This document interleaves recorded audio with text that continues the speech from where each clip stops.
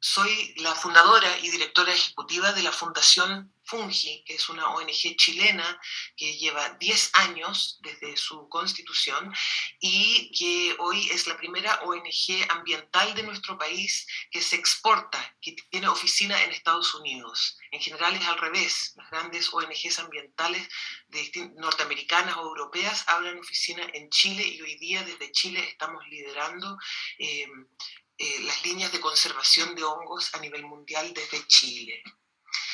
Yo vengo hoy a expresarles a ustedes y a solicitarles expresamente y con mucho respeto que en el texto y en las discusiones que vengan alrededor de la diversidad biológica y medio ambiente en la nueva Constitución, se hable con el término moderno aprobado vigente de las 3 F, flora, fauna y funga.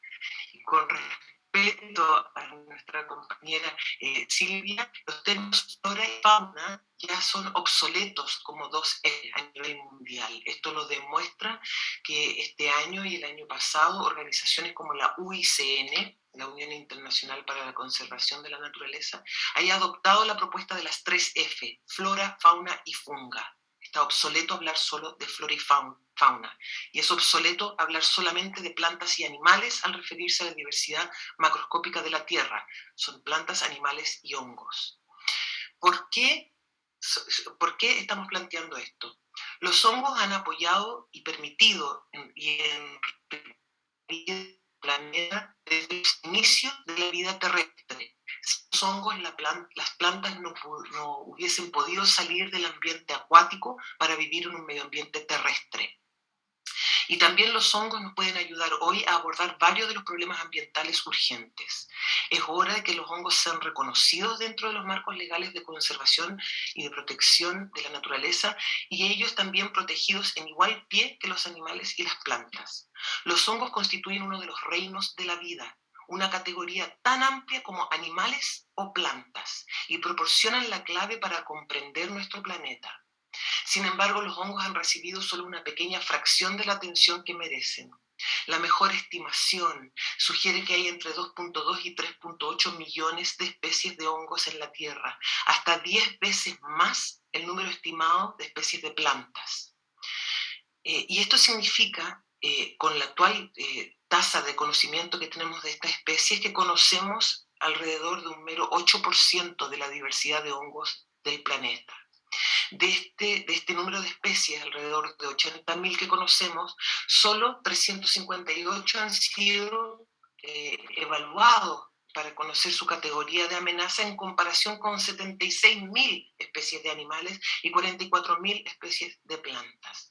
Los hongos, en otras palabras, representan solo un 0,2% de las prioridades globales de conservación.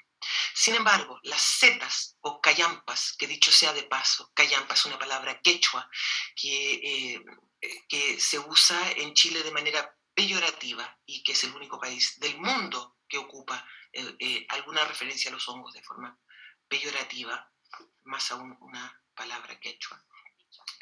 Son órganos reproductores de los hongos. En su mayor parte, estos organismos viven sus vidas como redes ramificadas y fusionadas de células tubulares conocidas como un micelio. ¿Ya?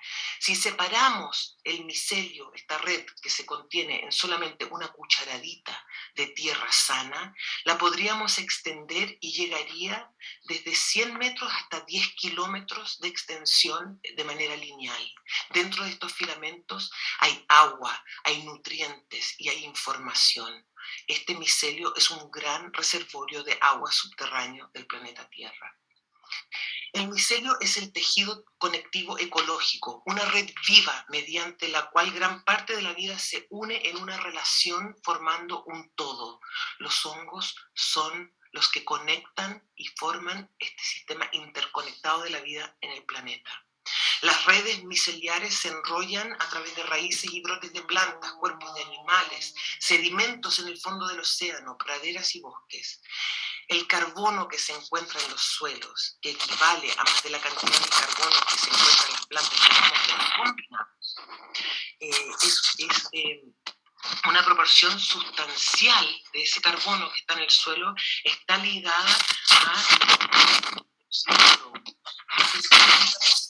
plantas dependen dame un segundo, que tenemos que apagar un micrófono, al parecer.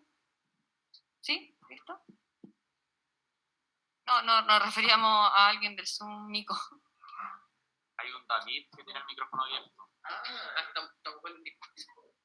Sí, silencien a David, por favor. Silencien a todos menos a Juliana.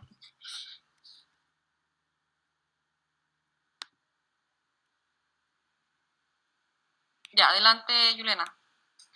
Más del 90% de las plantas dependen de hongos simbióticos para vivir, que se entrelazan entre las células vegetales, suministran a las plantas nutrientes cruciales y las defienden de las enfermedades. Los hongos y las plantas son un organismo simbiótico, y la parte entrelazada con los hongos son más antiguos de las partes de las plantas, que son las hojas, flores, frutos e incluso las raíces. Además de su importancia ecológica fundamental, los logros químicos de los hongos han dado forma a la vida humana desde hace mucho tiempo. Las levaduras son hongos, los mohos son hongos, los líquenes son hongos, las grandes setas y orejas de palo. Sin hongos no hay pan, no hay queso, vino, cerveza, salsa de soya, penicilina y una serie de compuestos antivirales y anticancerígenos, estatinas para reducir el colesterol y los fármacos inmunosupresores que permiten el trasplante de órganos, solo para nombrar algunos pocos. Cuando los hongos sufren, también lo hacen los ecosistemas y los seres humanos que dependen de ellos.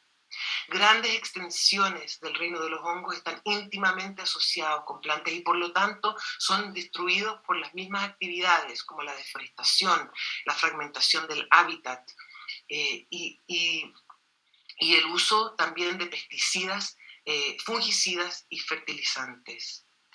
Sin embargo, los hongos no se pueden trasplantar porque no son plantas, ni tampoco se pueden capturar, enjaular y mover a otro lugar, ¿no es cierto? Para asegurar la existencia de los hongos se debe proteger el hábitat en el cual ellos viven. Los hongos son, entre comillas, una herramienta de conservación de ecosistemas y de hábitats que son inamovibles del territorio. Este año la comunidad mundial se ha reunido para desarrollar estrategias, planes y compromisos para detener las amenazas a los sistemas alimentarios, el clima y la biodiversidad. Estos esfuerzos serán incompletos, en el mejor de los casos, si seguimos descuidando a los hongos. Es necesario que Chile siga liderando la conservación de hongos a nivel mundial. La incorporación de los hongos en la Ley 19.300 en su modificación 20.417 en el año 2010 transformó a Chile en un país pionero en la conservación de hongos, donde a través de los reglamentos que emanan de esa legislación, en Chile se debe hacer una línea de base de hongos e incorporar en las evaluaciones de impacto ambiental a la hora de decidir si se entrega una resolución de calificación ambiental. Tal como están las cosas, la mayoría de la legislación ambiental u otras legislaciones en Chile y en otras partes del mundo hablan solamente de las dos F, flora y fauna. Como les decía, un término obsoleto. O también hablan solamente de plantas y animales, nuevamente obsoleto. Es necesario, para asegurar la inclusión de este reino de la vida en los marcos de políticas agrícolas, de conservación y para desbloquear fondos cruciales para la educación, la investigación micológica y demás, que las tres F sean incorporados donde digan las dos. Si en alguna parte del texto habla de flora y fauna, se debe reemplazar por flora, fauna y funga. Y si en alguna parte del texto se habla de plantas y animales, se debe reemplazar por plantas, animales y hongos de acuerdo a los términos vigentes en políticas de biodiversidad y conservación. Esta oportunidad es demasiado valiosa como para perderla. Desde Fundación Pungi hacemos un llamado a ustedes para que puedan realmente asegurarse de que si el texto está limitado a describir formas macroscópicas de la vida o distintos grupos, que los hongos estén ahí. Y por otra parte, llamamos también a ustedes a incluir todos los seres vivos, incluyendo seres macroscópicos y microscópicos en este texto. No hay que olvidar que Chile es un pionero a nivel mundial en la conservación de hongos y que nuestro país comparte ingredientes marinos y especies marinas con el Perú, por ejemplo. Compartimos un montón de especies de animales y plantas con nuestros países vecinos, pero la funga de Chile, la diversidad de hongos de Chile nos hace únicos como país. Y los hongos, especialmente en el centro-sur del país, son parte de la identidad cultural y de la identidad gastronómica y definen los ecosistemas de nuestro país. Muchísimas gracias. Muchas gracias. Vamos con las preguntas de los convencionales. Rodrigo. Muchas gracias. Muchas gracias, Juliana, por la muy buena clase que nos has dado, extraordinariamente interesante, y además por las felicitaciones por la influencia que sé que has tenido en la legislación medioambiental en esta materia en Chile. Me consta en el Congreso. Pero tengo una pregunta, porque bien todos los días a si la Constitución tuviera menciones a la flora, fauna y funga. Pero mi pregunta es, nosotros vamos a redactar finalmente una norma jurídica. Es una norma jurídica que va a ser interpretativa, que al mismo tiempo va a ser importante para todo el resto de las legislaciones. O sea, ¿qué crees tú que necesitamos decir en esta materia? Porque eso es lo que a veces me cuesta llevar a la concreción jurídica. ¿Qué es lo que efectivamente, por así decirlo, qué le falta a la Constitución del 80, específicamente en esta materia? No hablemos de todos los demás temas. En esta materia, que tú crees que ha sido perjudicial o no ha sido lo suficientemente promotora. O sea, ¿qué norma hay que construir? Porque lo que tú me señalas, y nuevamente te agradezco la clase y la enseñanza, me parece mucho más lógico nuestra legislación civil, me parece mucho más lógico nuestra legislación medioambiental, me parece mucho más lógico de una serie de textos jurídicos, pero no tengo tan claro qué le falta a la Constitución o qué, a tu juicio, debería hacer la Constitución en esta materia. Gracias, Rodrigo. Constanza. Hola, muy buenos días. Muchas gracias por la presentación. La verdad es que alucinante. Yo primera vez que tengo cercanía con esto y lo agradezco un montón. Juliana, te quería preguntar, porque entiendo, la opción es reconocerlo y ahí hay un paso, ¿cierto?, para su protección. Pero ¿qué más también ustedes que trabajan en este tema, cómo más se pueden proteger? Me gustaría también conocer respecto de lo que ustedes han estudiado respecto de la interdependencia del reino fungi con los árboles, que entiendo que hay un sistema de conexión de información también. Por tanto, estamos hablando de un sistema vivo y esto obviamente va apuntando a lo que tenemos que entender como la Tierra como ser vivo, como sujeto de derechos, ¿cierto?, que es un sistema dinámico en donde todo está interrelacionado. Y específicamente preguntarte, porque primera vez que tengo noticia y que me conozco el decreto 40 y la ley del revés del derecho por muchos temas que veo, ¿dónde está el artículo o el tema del fungi para estudiarlo? Muchas gracias. Gracias. Tienes 3 minutos para responder, Juliana, y recordar a los convencionales ser más breves en la formulación. Muchas gracias. Por favor, pido permiso, Rodrigo, voy a partir con la respuesta a la última pregunta. Constanza, en el párrafo cuarto de la 20.417, en los artículos 37 y 38, vas a encontrar mención a los hongos y luego en el reglamento, los reglamentos que de ahí emanan.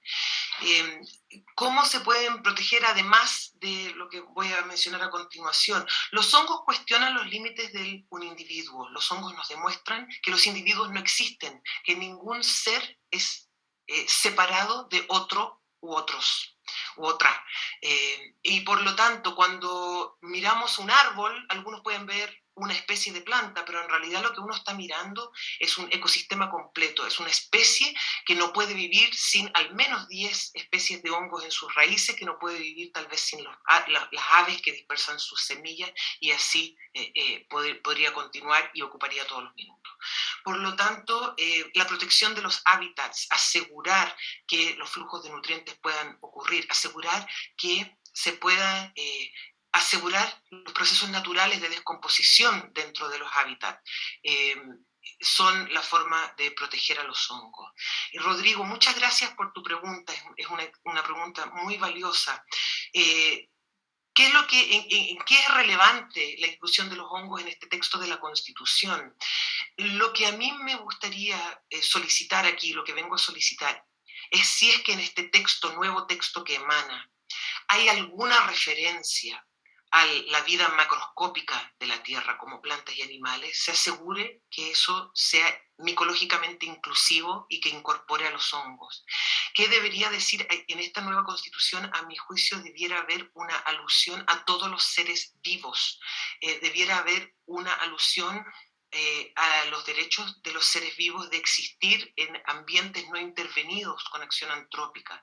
Y en cuanto al texto en términos jurídicos, como norma jurídica, me parece que sería interesante plantear que todos los seres vivos o todos los reinos de la vida, donde sea adecuado, deben ser incluidos dentro de la legislación y la regulación del país, ¿no?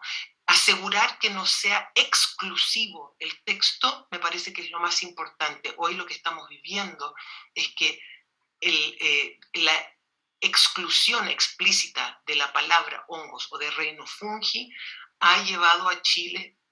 llevó a Chile a ser un país que miraba la naturaleza como componentes, especies que componían un bosque. Desde que se incorporó a los hongos con palabra dentro de la ley y de la regulación, Chile tiene una visión ecosistémica de la naturaleza. Esa visión ecosistémica, a mi juicio, podría y debería asegurarse desde el texto de la Constitución. Muchísimas gracias, Juliana. Otro aplauso para ella. Muchas gracias.